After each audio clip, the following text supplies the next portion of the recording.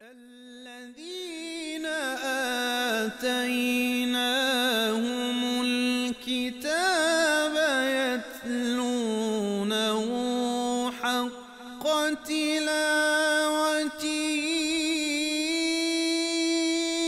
أولئك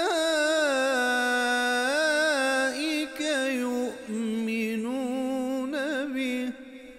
اعوذ باللہ من الشیطان اللعین الرجیم. بسم اللہ الرحمن الرحیم. وصلی اللہ علی محمد وآل بیتہ الطیبین الطاہرین المعصومین. بارگاہ ملکوتی امیر المومنین حرم امیر المومنین علیہ السلام کی جانب سے اردو زبان بولنے والوں کے لیے مخارج حروف کا ایک مختصر تعارف پیش کیا جا رہا ہے. نون کا مخرج. ان اوپر والے تالو کو جب لام کے لیے زبان لگتی ہے اس سے تھوڑا نیچے نون کی ادائیگی ہوتی ہے. مثال کے طور پہ ہم میں جب کوئی کہتا ہے کہ ال اور پھر کہتا ہے ان وہ تھوڑا نیچے ہے اس جگہ جہاں لام کے لیے زبان لگتی ہے. لہٰذا نون اس طرح ادا ہوتی ہے کہ زبان کا ابتدائی اوپر والا حصہ اپنے بالمقابل مسوڑوں کو جو لام کے مخرج سے تھوڑا سا نیچے ہے لگنا چاہیے اور ساتھ ناک سے بھی آواز گزرے. یہ دونوں چیزیں مل کر نون کو تشکیل دیتے ہیں اور یہی نون کا مخرج ہے. جب ہم میں سے کوئی ان کہتا ہے تو یہ دونوں چیزیں مل کر نون کو ادا کر رہی ہوتی ہیں. ایک تو زبان کا ابتدائی اوپری حصہ اوپر والے ابتدائی تالو کو لگتا ہے اور دوسرا ناک سے آواز خارج ہوتی ہے. لام کا مخرج.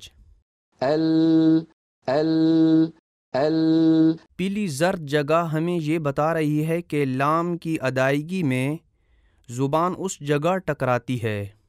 کہاں ٹکراتی ہے؟ کہ جہاں اوپر والے جبڑے میں زرد رنگ نظر آ رہا ہے تو زبان کا دائیں اور بائیں دونوں طرف سے تھوڑا سا کنارہ جہاں زبان کا ابتدائی اوپر والا حصہ ختم ہوتا ہے جب اپنے بالمقابل اوپر کے جبڑے یعنی تالو سے ٹکرائے گا تو وہاں سے لام ادا ہوگی. جیسے ال. یہ تصویر ہمیں بتائے گی کہ کیسے زبان کی شکل ہوتی ہے جس وقت لام کی ادائیگی ہوتی ہے. جیسے ال. را کا مخرج.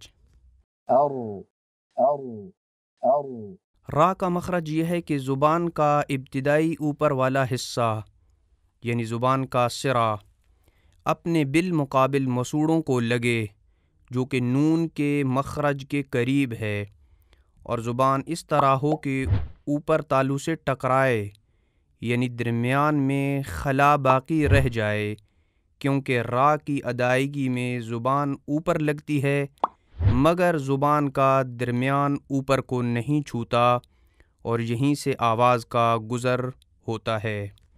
وصلی اللہ علی محمد وآل بیتہ الطیبین الطاہرین المعصومین.